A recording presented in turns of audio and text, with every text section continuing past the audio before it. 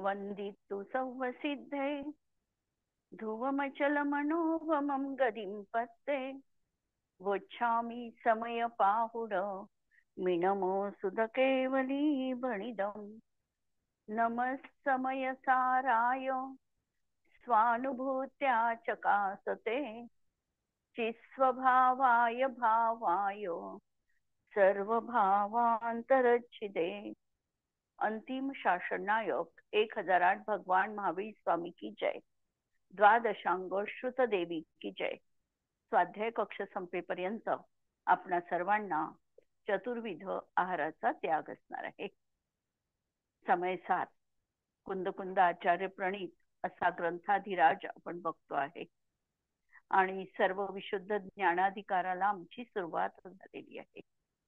या सर्व विशुद्ध ज्ञानाधिकारामध्ये ज्या आत्म्याचं स्मरण केलेलं आहे तो आत्मा शुद्ध स्वरूपामध्ये आहे।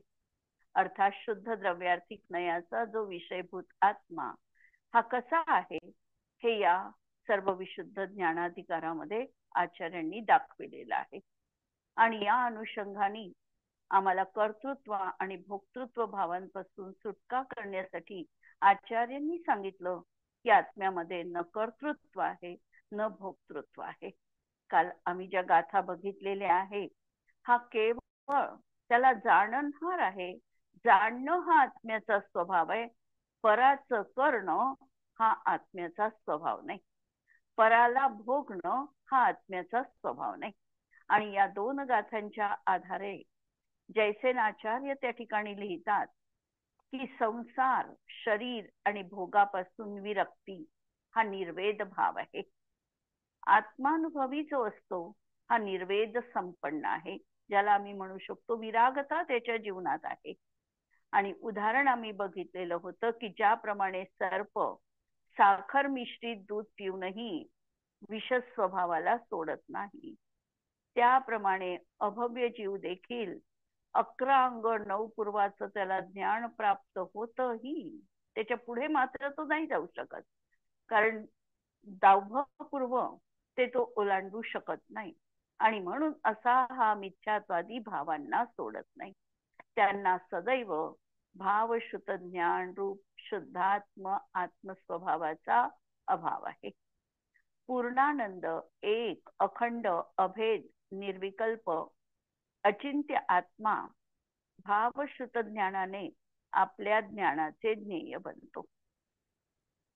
तेव्हा अशा अखंड आत्म्याला जाणणारा भावश्रुत ज्ञानी जीव रागादी भावांपासून सर्वथा पृथक होतो, विरक्त होतो। आणि कर्म उदयाला म्हणजे त्या कर्माच्या उदयाच्या स्वभावाला अर्थात हर्ष विषाद रती अरती यांना स्वयमेव सोडतो। आत्मा अमृताचा सागर आहे आणि हे सर्व विभाव विषरूप आहे। अज्ञानी या विषाचा अनुभव घेतो आणि ज्ञानी त्याचा ज्ञाता बनतो। अज्ञानी शुभ भावांच्या फलात हर्ष मानतो, रती करतो आणि अशुभ भावाच्या फळामध्ये अरती करतो। पण शेवटी हे दोन्ही भाव रती असो की अरती असो हे दोन्ही जीवाचे विभाव भाव आहे, दुःखदायक आहे। आणि ज्ञानी जीव मात्र त्याचा केवळ ज्ञाता बनतो, वेदक बनत नाही। कारण शुद्धात्म्याचं ज्ञान झालं याचाच अर्थ स्व आत्मा त्याला अनुभवामध्ये आलेला आहे। छडालाकार म्हणतात की शुभ अशुभ बंधके फल मझार रती अरती करे निज पद विसार आत्महित हेतु विराग ज्ञान ते लखे आपको कष्टदान। शुभ आणि अशुभ बंधाच्या फळामध्ये हा रती किंवा अरती करतो। आश्रवाची चूक सांगताना ही गाथा आचार्यांनी सांगितलेली आहे की हे दोन्ही आश्रव भाव आहे आणि या दोन आश्रव भावांपैकी एकाला तो चांगलं मानतो आहे आणि एकाला तो वाईट मानतोय। म्हणजे राग द्वेष प्रवृत्ती त्याच्या जीवनात विद्यमान आहे आणि जो आत्म्याचा निज स्वभाव आहे ते वैराग्य रूप असणारं असं ज्ञान हे मात्र त्याला कष्टदायी वाटत आहे। या दोन गाथांच्या अनुषंगाने आम्हाला प्रयोग करायचा आहे जीवनामध्ये की पुण्य आणि पाप यांच्या कर्मविपाकाला पर जाणून मात्र त्याचा ज्ञाता मला होता येतो का हे बघणं. आणि होऊ शकतो का? कधी कधी पहिल्यांदा जेव्हा आम्ही समयसार ग्रंथ वाचतो तेव्हा या सगळ्या गोष्टी आम्हाला अशक्यप्राय वाटतात, की कसं हे जमणार आहे जीवनामध्ये. आम्ही जर प्रत्यक्षामध्ये सुख अनुभवतोय, दुःख आम्हाला जाणवतंय, तर ते न अनुभवता मी त्या समयात ज्ञाता बनू शकतो का? पण पहा, करत करत अभ्यास के जडमती होत सुजान. आम्ही अभ्यास जितका करू, ही भेदविज्ञानाची भावना जीवनामध्ये जितकी प्रबल करू, तेवढा आम्हाला हा प्रयास सहज साध्य वाटतो. बऱ्याच वेळेला आम्ही बघतो, उदाहरण व्यवहारातलं आम्ही बघू शकतो, की बऱ्याच वेळेला आम्हाला सकाळच्या वेळेला आम्ही भरभर कामं करत असतो. आम्हाला लग्न आहे, की आम्हाला मंदिरात जायचंय, अष्टक द्यायचंय, हा सगळा भाव आहे. आणि त्याच वेळेला कामाचा पण आम्ही निपटारा करू इच्छितो आणि भराभर काम करण्याचा प्रयत्न करतो. अशा वेळेला एखाद्या वेळेला सुरी किंवा पावशी आम्हाला लागते. कामामध्ये आम्ही इतकं व्यस्त असतो की ती जखम त्या समयात आम्हाला जाणवत नाही फारशी. आम्ही त्याच्याकडे लक्ष देत नाही. ते वेदन आम्हाला फारसं तीव्रतेने होत नाही. आणि सगळं हे पूर्ण झाल्यानंतर जेव्हा आम्ही निचंत बसतो शांत मनाने, तेव्हा लक्षात येतं की ही माझी जखम ठणकत आहे, ती खोलवर रुजलेली आहे, पण झाली ती आधीच आहे. ज्या समयात झाली त्या समयात आम्ही तिचं वेदन केलं नाही, कारण आम्हाला दुसरी लगन होती आणि त्यामुळे आम्ही त्याकडे दुर्लक्ष करू शकलो. त्या जखमेचं तेवढी तीव्रता आम्हाला जाणीव त्याची झाली नाही. जर ही गोष्ट व्यवहाराच्या बाबतीत जर घडू शकते, तर प्रति समय आमच्या जीवनात का घडू नये. या ज्ञान स्वभावाची एखाद्याच्या जीवनात इतकी अतोनात जर लगन असेल, तर कधी कधी अशा प्रकारच्या सुखदुःख मिश्रित अनुभवांना तो जास्त महत्व पण जीवनात देत नाही आणि ते उदासीन रूपाने जीवनात येऊन निघून देखील जात. अनेक उदाहरणं आमच्या जीवनामधले आम्हाला पाहता येतील की आम्ही त्या कर्माचं वेदन तीव्रतेने कधी कधी करत नाही आणि कधी कधी तीव्रतेने आम्हाला ते वेदन होतं. कधी कधी ज्ञानाचं वेदन आमच्या जीवनामध्ये तीव्रतेने असतो. एखाद्या वेळेला समजा विचार करा की आम्ही परीक्षा देतो आहे आणि परीक्षा देत असताना अचानक काहीतरी आम्हाला चावतं म्हणा किंवा काही होतं, पण परीक्षेचा वेळ आता अत्यंत कमी राहिला आहे. आम्हाला पेपर रीडिंग करायचे, अजून उजळणी मारायची आहे आणि अशा वेळी त्या चावण्याकडे कदाचित आम्ही दुर्लक्ष देखील करू शकतो आणि आमचा वेळ ज्ञानामध्ये, त्या वाचण्यामध्ये आम्ही तल्लीनतेने घालवू शकतो. नंतर आम्हाला जाणीव होईल, ती गोष्ट वेगळी, कारण आम्ही अजून त्या भूमिकेत इतकं पक्क बनलेलं नाही आणि म्हणून ही जाणीव नंतर होईलही कदाचित, पण त्या समयात होत नाही. आणि म्हणून आचार्य जी गोष्ट सांगत आहे की तुम्ही ज्ञाता बना, त्याला वेदन करू नका, ही गोष्ट आम्ही जीवनात उतरवू शकतो. या अनुषंगाने आम्हाला विचार करायचा आहे. आणि आता कलश आचार्य अमृतचंद्र आचार्य ठेवणार आहे की त्या कलशामध्ये तो हे म्हणतो की ज्ञानी कर्माच्या उदयाला केवळ जाणतो, भोगत नाही, हे युक्तिपूर्वक या कलशामध्ये आचार्य सांगत आहे. 198 नंबरचा हा कलश आहे. ज्ञानी करोति न वेदयते च कर्म, जानाति केवलमयं किल तत्स्वभावम्, जानन् परं करणवेदनयोरभावो, शुद्ध स्वभाव नियत सही मुक्त एव. ज्ञानी करोति न, ज्ञानी कर्म करत नाही, म्हणजे सम्यक दृष्टी कर्म करत नाही. कर्म करत नाही याचा अर्थ तो कर्माचा स्वामी बनत नाही. कर्म तर त्याच्या जीवनात होणार आहे, कर्म करत नाही म्हणजे तो निष्कर्म बसून आहे असं नाही, आणि निष्कर्म बसला तरी कर्म होतच राहणार आहे. आणि म्हणून तो कर्म करत नाही याचा अर्थ तो कर्माचा स्वामी बनत नाही, कर्माच्या फलाचा स्वामी बनत नाही. मी ते कर्म करतो आहे, पराचं मी कार्य करतो आहे, हे तो मानत नाही. अंतरंगामध्ये तशी त्याची श्रद्धा नाही. म्हणून ज्ञानी करोती न, आणि न वेदयते च कर्म, आणि तो कर्माचं वेदन देखील, सुखदुःख रूप वेदन देखील करत नाही. आणि हे शक्य आहे जीवनामध्ये, जर आम्ही अभ्यास केला, त्या दृष्टीने प्रयत्न केले, आणि त्या दृष्टीने आमचा हेतू जर आम्ही त्या ठिकाणी नेला, तर आम्हाला हे करणं पहिल्यांदा जरी अशक्य वाटत असलं तरी देखील ते जीवनात होऊ शकतं.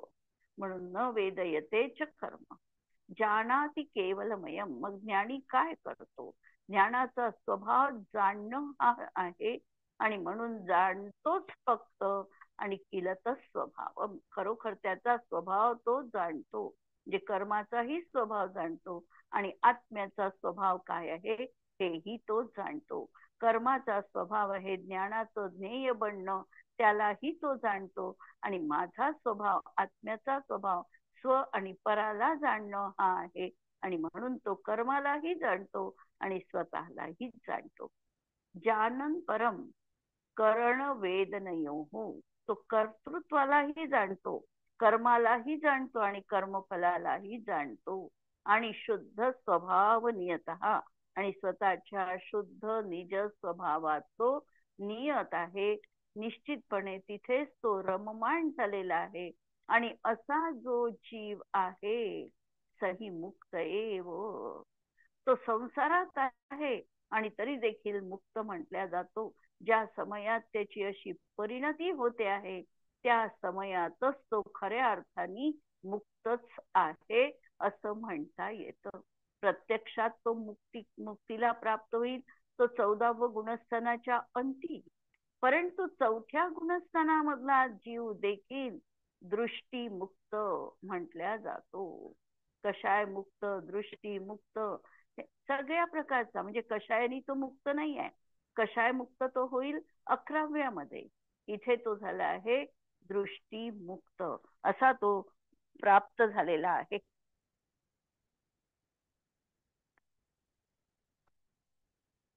ज्ञानी जीव खरोखर कर्मास स्वाधीनपणे न करतो न भोगतो, केवळ या कर्म स्वभावाला जाणतोच. याप्रमाणे केवळ जाणता होऊन परास करणे आणि भोगणे यांच्या अभावामुळे शुद्ध स्वभावामध्ये निश्चल आहे, तोच निश्चयाने कर्मापासून मुक्तच आहे. ज्ञानी स्वाधीनपणाने कर्माचा करता आणि भोगता नाही, केवळ ज्ञाताच आहे. म्हणून शुद्ध भाव रूप झाल्यामुळे मुक्तच आहे. कर्म उदयाला येऊन देखील तो ज्ञानीचे काय बिघडवितो? कर्माचा उदय तर थांबणार नाही, तो आपल्या नियतकाली नियत प्रकाराने येणारच आहे. तो येत असताना त्या कर्माच्या फलाशी हा तन्मय होत नाही. हा त्याही समयामध्ये आपला मी न्यायक स्वभावी आत्मा आहे या भावामध्ये तो निमग्न आहे. आणि अशासाठी सांगितलं की कर्माच्या उदयाचं फल त्याचं जीवनात काय बिघडवितं. एवढे उपसर्ग केवली जीवनात आम्हाला पाहायला मिळालेले आहे, वाचायला मिळालेले आहे. या उपसर्ग मुनींची जर आम्ही कथा एकेकाची वाचली तर एवढा उपसर्ग त्यांच्यावर झाला, म्हणजे असाचा एवढा तीव्र उदय असताना सुद्धा त्यांच्या ज्ञान स्वभावामध्ये काय घडलं, काय विपरीतता आली. पार्श्वनाथ स्वामीवर कमठाणी एवढी घनघोर वर्षा केली, ओले बरसवले, विजांचा लखलकाट त्या ठिकाणी होता, आणि पार्श्वनाथ स्वामी अंतर ज्ञानामध्ये लीन होते.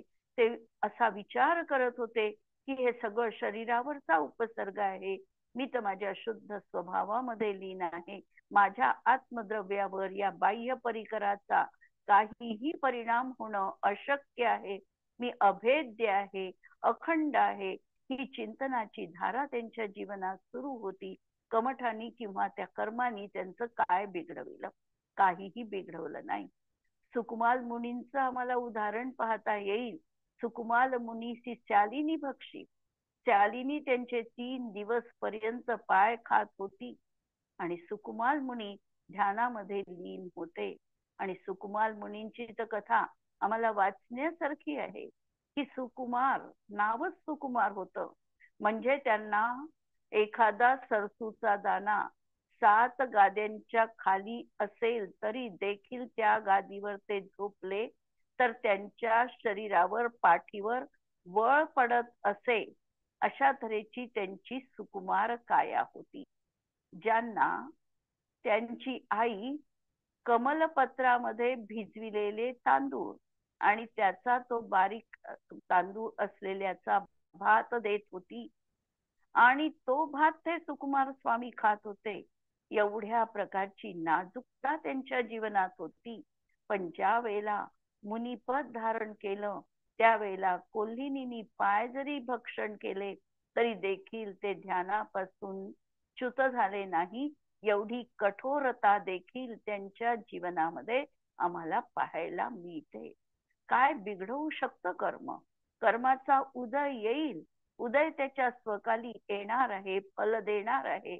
पण त्या फलाशी जर आम्ही तद्रूप झालो नाही तर कर्माचा उदय येईल, पण आम्ही तन्मय झालो नाही. म्हणून नवीन कर्मबंधन न होता ते कर्म निर्जरित होईल. अशा तऱ्हेने अविपाक निर्जरा किंवा मोक्ष मार्गामध्ये प्रयोजनीय निर्जरा जीवनामध्ये घडणार आहे. प्रत्येक तीर्थंकरांच्या काळामध्ये 10 उपसर्ग केवली होऊन गेले आणि 10 अनुत्तरोपपादिक मुनी होऊन गेले. अनुत्तरोपपादिक मुनी याचा अर्थ जे मुनी घोर उपसर्ग करून पंच अनुत्तरांमध्ये ज्यांनी जन्म घेतला तेही सम्यक दृष्टीच होते, पण त्यांचा अजून संसारात परिभ्रमणाचा काळ शिल्लक आहे. म्हणून ते मोक्षाला न जाता अनुत्तरांमध्ये उत्पन्न झाले.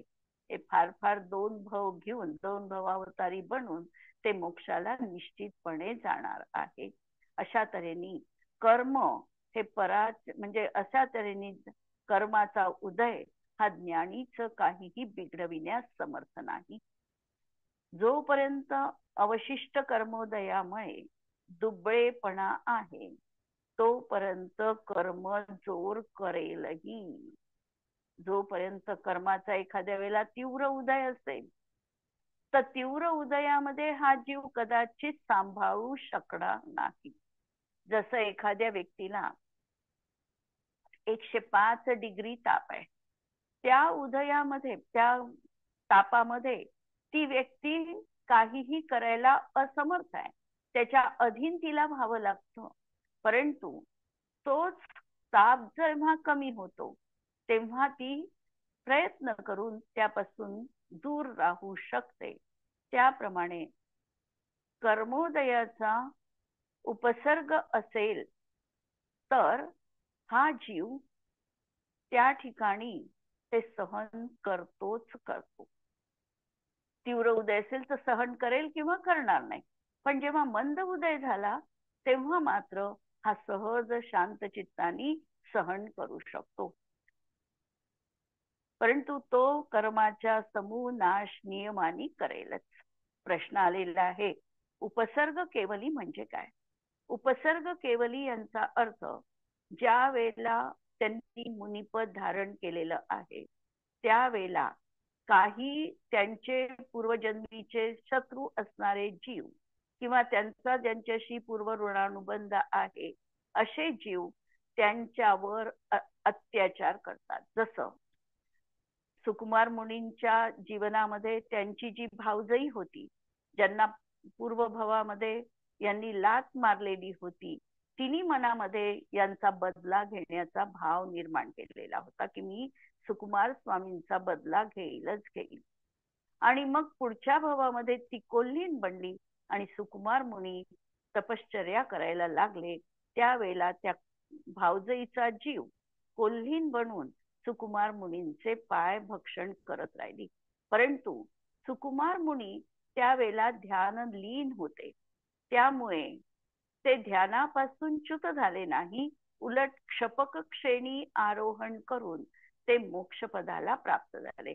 कुठे कुठे सर्वार्थ सिद्धीमध्ये ते गेले असाही उल्लेख आढळतो आणि काही ठिकाणी ते मोक्षपदाला गेले असाही उल्लेख आढळतो. किंवा आम्हाला कौरवांचं आणि पांडवांचं उदाहरण माहिती आहे. पांडवांच्या शरीरावर कौरवाचा जो भाचा होता त्या भाच्यानी तप्त आभूषण घातली. अत्यंत तप्त अशी लोखंडाची आभूषण गरम करून त्यांच्या डोक्यावर, पाठीवर, अंगावर टाकलेली आहे. आणि तशाही परिस्थितीमध्ये पांडवांनी तो उपसर्ग म्हणजे ती दुःखदायक घटना सहन केली अत्यंत शांत भावाने आणि स्वतःच्या शुद्धात्माभिमुख परिणामापासून च्युत झाले नाही. यापैकी 3 पांडव जे होते, युधिष्ठिर, भीम आणि अर्जुन, हे तिघही मोक्षाला गेले क्षपक श्रेणी आरोहण करून. परंतु नकुल आणि सहदेव मात्र असे होते की त्यांना असं वाटलं की आम्ही तर हा उपसर्ग सहन करतो आहे कौरवांनी केलेला, परंतु माझे हे 3 भाऊ हा उपसर्ग कसा सहन करू शकेल. या विवंचनेमध्ये त्यांना क्षपक श्रेणीची प्राप्ती झाली नाही आणि उपशम श्रेणी आरोहण करून त्यांचं मरण झालेलं आहे. आणि नंतर ते अनुत्तरोपपादिक मध्ये त्यांनी जन्म घेतला, म्हणजे 5 अनुत्तरांमध्ये जन्म घेतला. विजय, वैजयंत, अपराजित या विमानांमध्ये त्यांनी जन्म घेतलेला आहे. तर अशा तऱ्हेच्या जीवांना उपसर्ग केवली म्हणायचं. म्हणजे उपसर्ग मुनी अवस्थेत झाला. मुनी अवस्थेत होताना ते उपसर्ग संपल्यानंतर केवली बनतात. केवली अवस्थेत कुणावरही कधीही उपसर्ग होत नाही. केवली बनण्याच्या आधी मुनिपद ज्या वेळेला असतं त्याच वेळेला त्यांच्यावर उपसर्ग होतो आणि उपसर्ग संपला की त्यांना केवल ज्ञानाची प्राप्ती होते. म्हणून त्यांना भूतपूर्व नैगमनयाच्या माध्यमातून उपसर्ग केवली असं संबोधन केल्या जातं. तर या गाथेच्या अनुषंगाने, या कलशाच्या अनुषंगाने हे बघायचं आहे की सम्यक दृष्टी भेदविज्ञानी जीव रागादिरूप परिणमित नाही. रागादिरूप परिणमत नाही हे कथन द्रव्यानुयोगाने लावायचं आहे. कर्णानुयोगाने हे कथन पाहिलं तर भूमिकेनुसार राग जीवनात असणार आहे. पण राग असणार आहे आणि तरी देखील तो रागाचा स्वामी बनत नाही, म्हणून तो रागादिरूप परिणमत नाही, हे ठोकळ मानाने स्थूल दृष्टीने द्रव्यानुयोग कथन करू शकतो. कर्णानुयोग असं म्हणेल की 4थ्या गुणस्थानात त्याच्याजवळ अप्रत्याख्यानावर्णाचा राग विद्यमान आहे. 5व्या गुणस्थानात त्याच्याजवळ प्रत्याख्यानाचा राग विद्यमान आहे. अशा तऱ्हेने त्याच्या जीवनात 10व्या गुणस्थानापर्यंत सूक्ष्म लोक जोपर्यंत आहे तोपर्यंत राग विद्यमान आहे. पण 4थ्या गुणस्थानामध्येच त्यांनी रागावरची प्रीती सोडलेली आहे. रागाबद्दलचा अनुराग त्याच्या जीवनातला संपलेला आहे आणि म्हणून तो राग करत असूनही तो रागी नाही असं म्हणता येऊ शकतो. आणि असा जीव द्रव्यकर्माचा बंध करत नाही. कारण द्रव्यकर्माचा बंध करत नाही अर्थात त्या भूमिकेमध्ये, गुणस्थानामध्ये जितक्या द्रव्यकर्माची विच्छुत्ती झाली आहे तेवढ्याच द्रव्यकर्माचा तो बंध करत नाही. जसं 4थ्या गुणस्थानात असेल तर तो 41 कर्म प्रकृतींचा बंध करत नाही आणि म्हणून तो कर्माचा, द्रव्यकर्माचा अकर्ता आहे. आणि जो कर्ता आहे तोच भोगता आहे. या नियमाने तो कर्माचा कर्ता नाही आणि म्हणून कर्माचा भोगता पण होऊ शकत नाही. आत्मा तर न्यायोगच आहे, आत्म्याचा स्वभाव, आणि अज्ञानी हा स्वभावाला मानत नाही. म्हणून पराचा स्वामी मानून रागादी रूपाने परिणमतो. ज्ञानी मात्र कर्म आणि कर्मफलाला त्याचबरोबर आत्म्याच्या स्वभावाला पण जाणतो, म्हणून तो निर्बंध आहे. म्हणजे या गाथेमध्ये, कलशामध्ये 3 गोष्टी मुख्यतेने सांगितल्या. एक म्हणजे ज्ञानी कर्मचेतना रहित असल्याने अकर्ता आहे, रागादिकांचा कर्ता नाही. दुसरी गोष्ट सांगितली, ज्ञानी कर्मफल चेतना रहित असल्याने कर्मफलाचा अवेदक आहे. कर्मफलाचा म्हणजे सुखदुःखादिकांचा तो भोगता नाही. आणि ज्ञानी ज्ञान चेतनामय असल्यामुळे केवळ ज्ञाता आहे. आणि शुभाशुभ कर्म आणि कर्मफलाला तो केवळ जाणतोच आहे. यावर पंडित बनारसजी दासजी लिहितात, चिन्ह मुद्राधारी चैतन्य ही ज्यांची मुद्रा आहे आणि अशी मुद्रा ज्यांनी धारण केलेली आहे, ध्रुव धर्म अधिकारी गुण, असा तो चिन्मुद्राधारी ध्रुव धर्माचा अधिकारी आहे. आणि गुणरत्न भंडारी, आणि अशा तऱ्हेचे रत्न, 3 रत्न त्यांच्या भंडारामध्ये आहे. अपहारी कर्मरोग को, आणि कर्मरोगाला तो दूर करणारा आहे. प्यारो पंडित नको, तो पंडितांचा चाहता आहे किंवा तो स्वयं पंडित स्वरूप आहे. हुशारो मोक्ष मार्ग में, आणि तो मोक्ष मार्गामध्ये अत्यंत हुशार आहे, प्रवीण आहे. न्यारो पुद्गलसो उजारो उपयोग को, पुद्गलाला स्वतःपासून दूर करून उपयोग रूप तो परिणत झाला. ज्याने निज परतत्त रहे मनवच काय जोग को, जग में विरक्त, ज्याने निज परतत्त रहे, तो स्व आणि पराला जाणतो आणि जगापासून विरक्त आहे.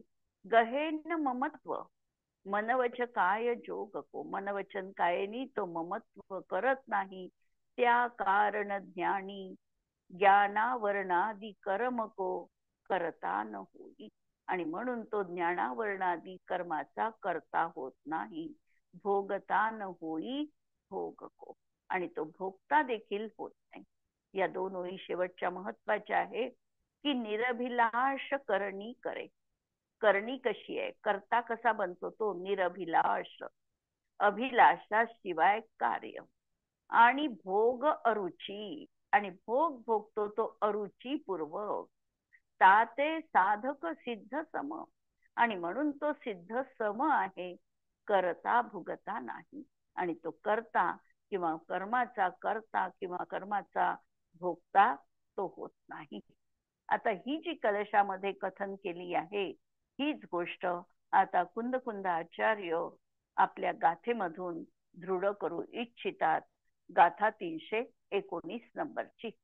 कारण ज्या कलशामध्ये आलेल्या काही गोष्टी आहे, या पुढच्या गाथांचं सूचना आहे किंवा मागच्या काही गाथांचा उपसंहार, अशा रूपाने अमृतचंद्र आचार्यांनी कलश लिहिलेले आहे.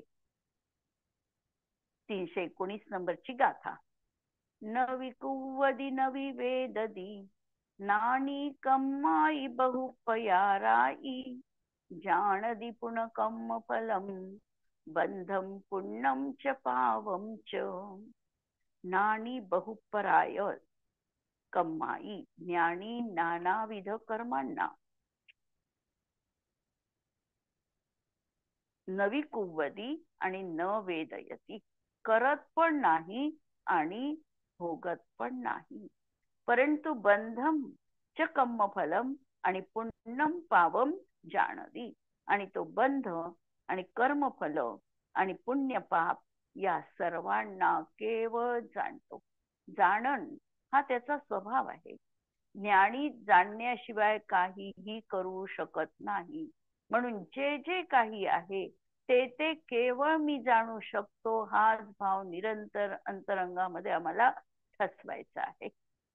ज्ञानी कर्म चेतनेने रहित आहे. कर्मचेतना आणि कर्मफल चेतना. कर्मचेतना ज्ञानापेक्षा मी दुसरं काही करू शकतो, हा भाव म्हणजे कर्मचेतना. आणि ज्ञानाशिवाय मी दुसरं काही भोगू शकतो, हा भाव म्हणजे कर्मफल चेतना. तर ज्ञानी कर्मचेतनेने रहित आहे आणि कर्मफल चेतनेने पण रहित आहे. त्यामुळे स्वयंकर्ता आणि भोगता होत नसल्यामुळे कर्मास न करतो न भोगतो. तो ज्ञानी ज्ञान चेतनामय असल्यामुळे केवळ ज्ञातापणामुळे शुभाशुभ रूप कर्मबंध आणि कर्मफल यांना केवळ जाणतोच.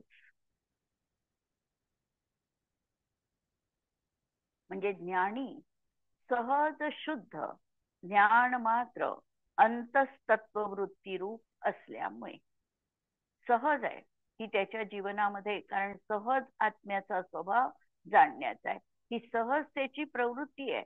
राग करणं कृत्रिम आहे आणि ज्ञानात स्थित राहणं सहज आहे. पण अनादिकालाचा संस्कार आमच्यावर असा काही प्रबल आहे की ज्ञानात स्थित राहणं आम्हाला कठीण वाटतं आणि पराला करणं आम्हाला सोपं वाटतं. म्हणून या ठिकाणी सांगतात की ज्ञानी सहज शुद्ध ज्ञान मात्र अंतस्तत्ववृत्ती रूप असल्यामुळे कर्मचेतना त्याला नाही. ज्ञानी सदैव शुद्धात्म भावनाच्या सहज आनंदामध्ये तृप्त असल्यामुळे कर्मफल चेतना देखील त्याला नाही. सहज त्याचा जो अकृत्रिम आनंद आहे, जो स्वाभाविक आनंद आहे, जो आत्मजन्य आनंद आहे, जो अव्याबाध आनंद आहे, जो अतींद्रिय आनंद आहे. सहज आनंद म्हणजे अतींद्रिय आहे. आमचा जो आनंद आहे किंवा आमचं जे सुख आहे हे इंद्रियजन्य आहे. सुख आणि दुःख, इंद्रियांना जे सुखकर वाटतं ते सुख म्हणजे आमचं सुख जे आहे हे इंद्रियज आहे, इंद्रियांनी उत्पन्न होणार आहे. आणि आत्म्याचं सुख जे आहे हे अतींद्रिय आहे, ते आत्म्यापासून उत्पन्न होणार आहे. इंद्रियांचा आणि आनंदाचा काहीही संबंध नाही. म्हणून खरा आनंद हा अतींद्रिय आनंद आहे. म्हणून या आनंदामध्ये, आणि हा आनंद कसा आहे तर आत्मज आहे, म्हणजे आत्म्यापासून उत्पन्न झालेला आहे. शिवाय अतींद्रियता आहेच आहे, शिवाय अव्याबाध आहे. म्हणजे या आनंदामध्ये कुणी कुठलाही व्यत्यय आणू शकत नाही. इंद्रियजन्य आनंद याच्यामध्ये आम्हाला अनेक अडथळे येतात, अनेक अडथळे येतात. कधी कधी आम्ही एखादी वस्तू बनवितो आणि कुणीतरी आमच्या दारावर दस्तक करतो.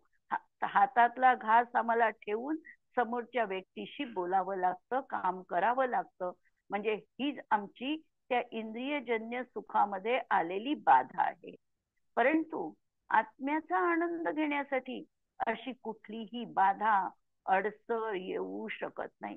आम्ही कधीही आत्म्याचा आनंद कुठेही घेऊ शकतो, ही जीवनामध्ये असणारी भावना आहे.